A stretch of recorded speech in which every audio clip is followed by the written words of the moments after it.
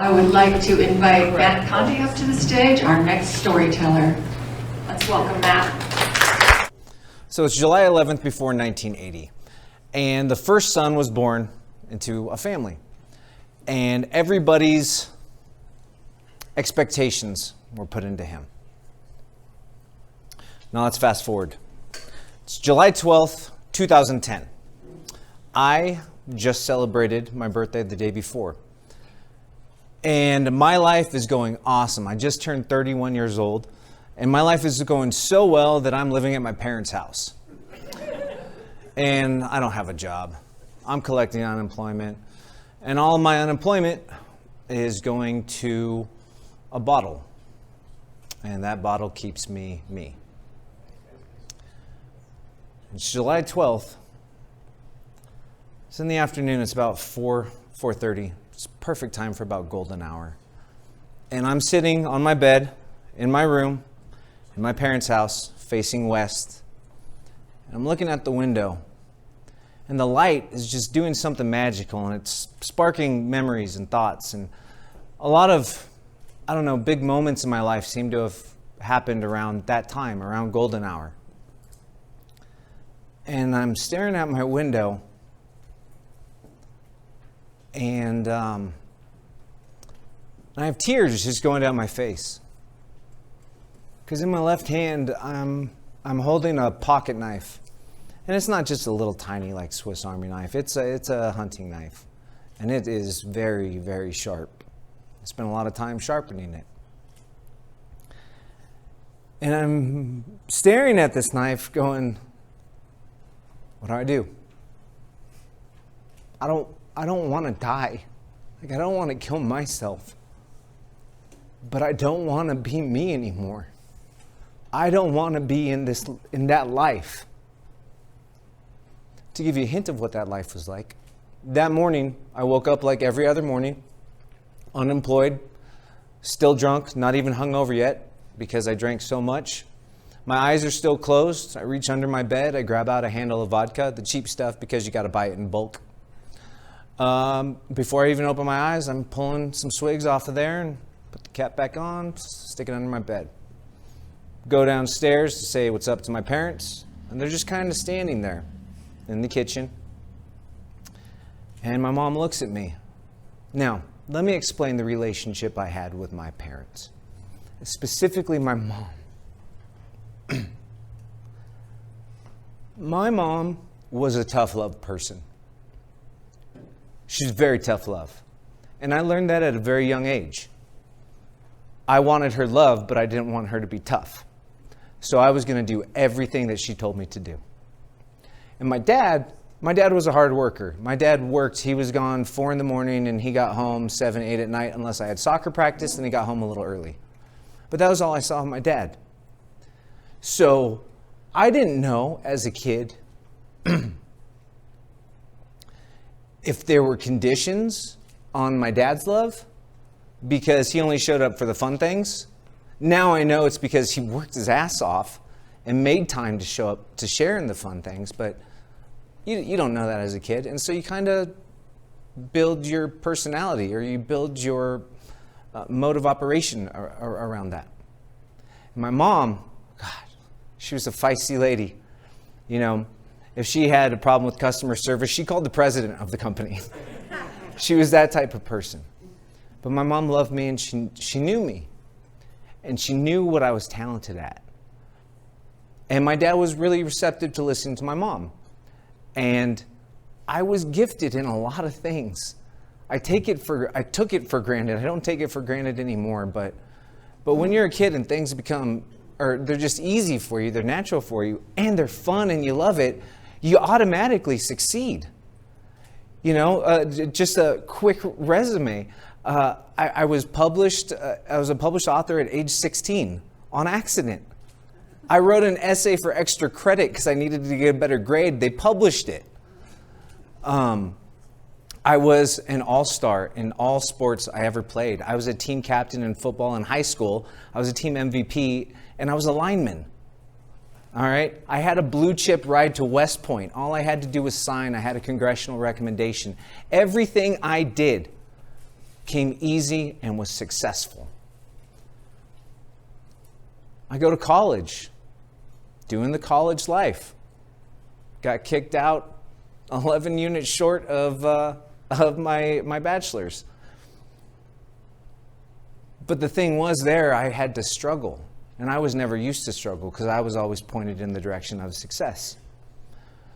So I didn't know who I was through struggle.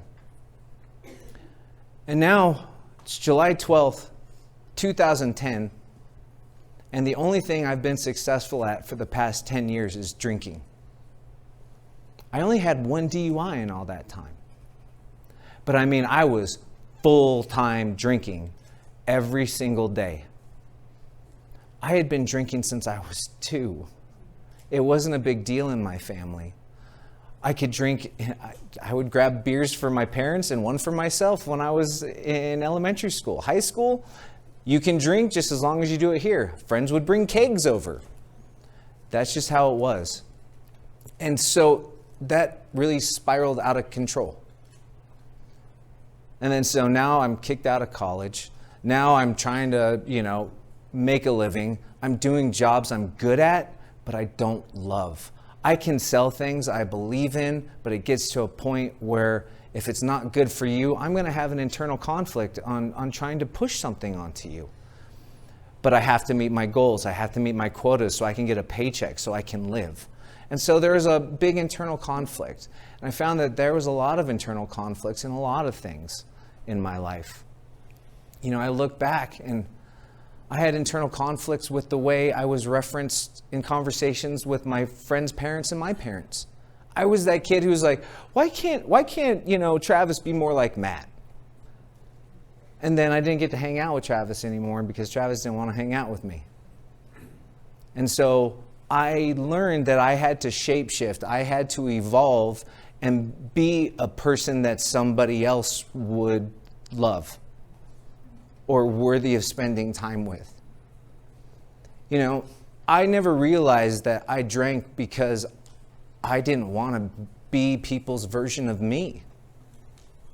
I always drank because I thought it was fun and I could do crazy things and everybody would laugh and people would have a warm spot in their heart for me.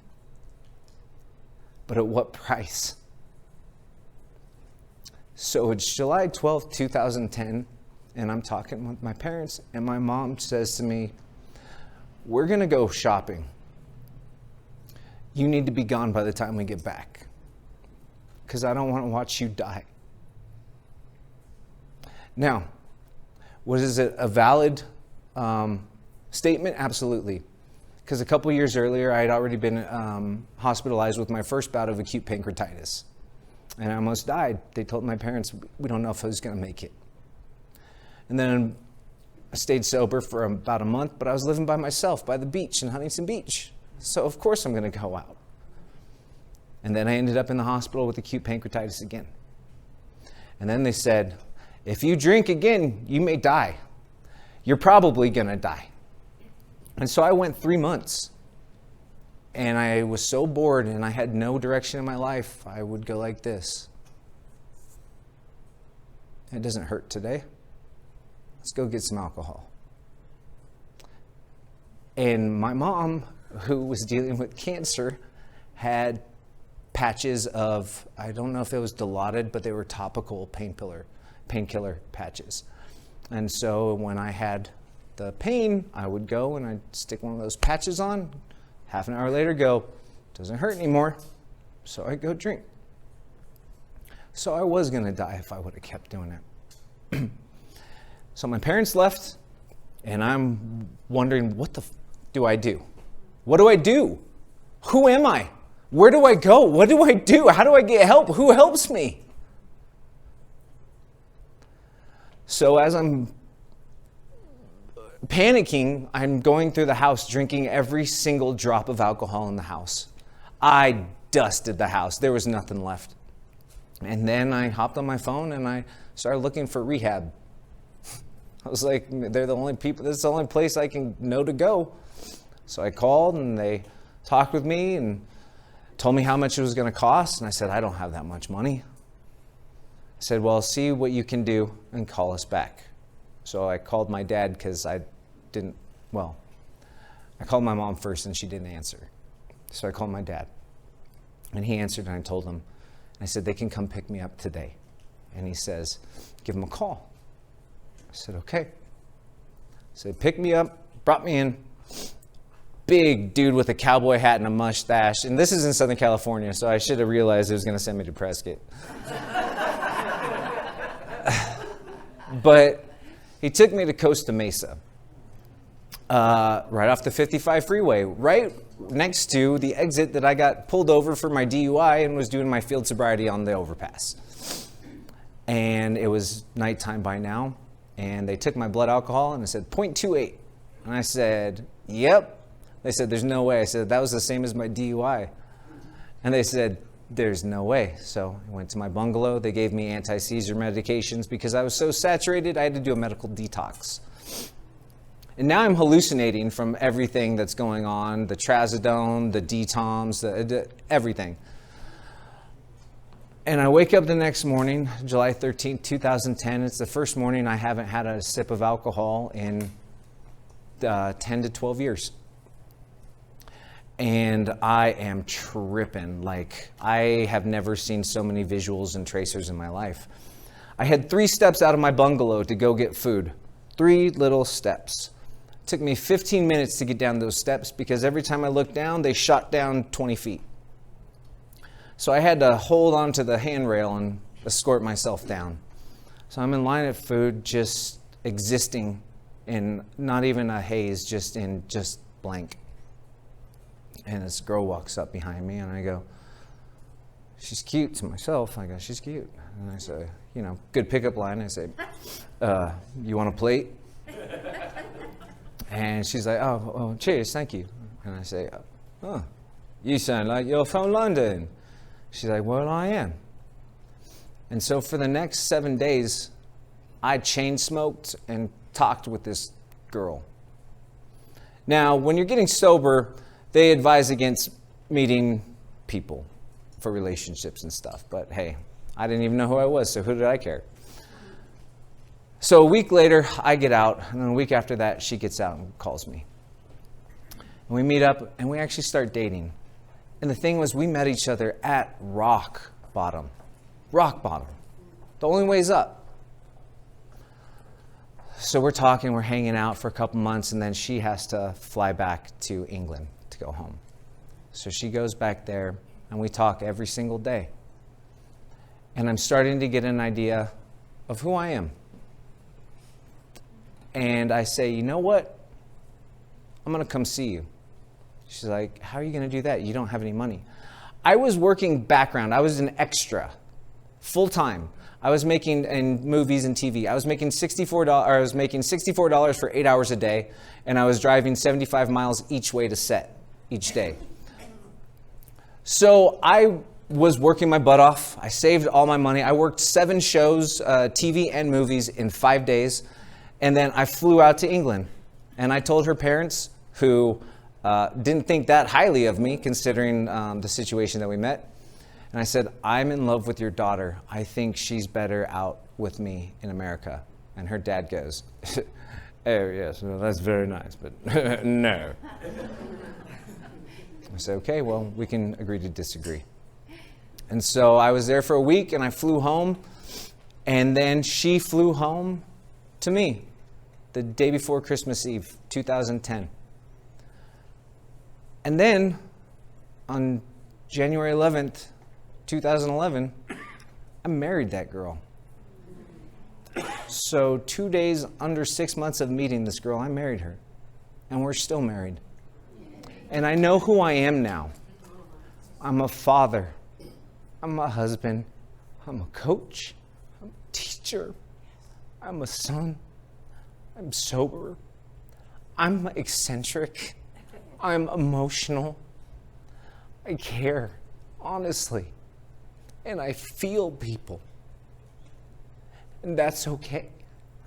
Because now I understand that in feeling people, I can help them.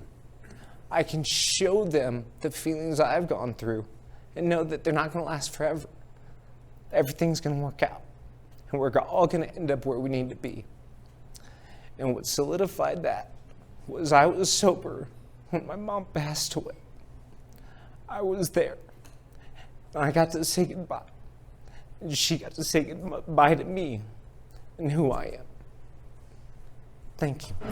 I want to thank Matt for the courage to take us on a journey through his dark time of recovery. And Matt's most useless talent is knowing the Greek alphabet. That is kind of useless, but kind of cool, but maybe it was useful in a past life. His most unusual job was opening group homes for foster children. It's pretty cool. His happy place is in the ocean. His happiest place is just past the break. His least favorite food is tuna casserole because he thinks it's the only food that needs to be segregated. Tuna by itself is good.